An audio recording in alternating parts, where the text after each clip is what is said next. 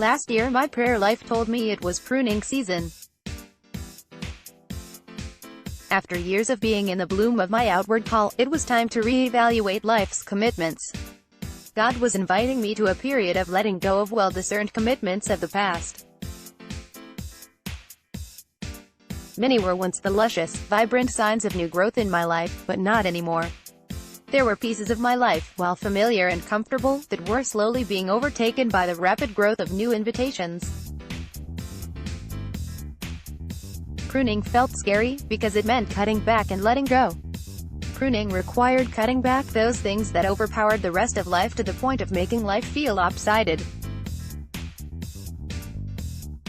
Pruning required trimming away the brown underbrush of my life, the pieces that I desperately tried to keep, but in reality had already died. Clinging tightly to Ignatian discernment's tools and with the Spirit's help, I prayed my way through the season of letting go. I desperately hoped that pruning season would lead me directly into spring and summer, where there would be rapid new growth and clarity of my call. However, that season only prepared me for winter, the season of dormancy, temporary inactivity, and deep rest. Entering into the season of dormancy required special precaution.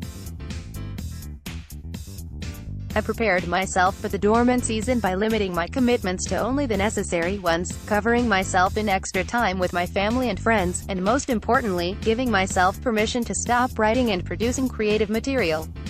Prayer affirmed God's invitation to deep rest and acknowledgement of my exhaustion. Leaning into this period of dormancy was not easy. After blooming for so long, all the growth seemed to be inward, and I struggled to name the fruits of any of my work. It is only now, after many months of dormancy, that signs of new life appear, holding their own surprises.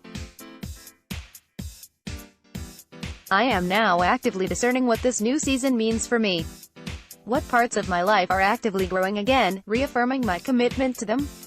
Where do I see new long shoots of possibility, beckoning to burst open with hope? What areas of my life were pruned away or killed off that no longer require my time, energy, or attention? The season of pruning was needed to let go of old ways and old commitments, allowing me to give energy to the things that God is inviting me to now. The season of dormancy was necessary for restorative rest, and to refocus my growing season.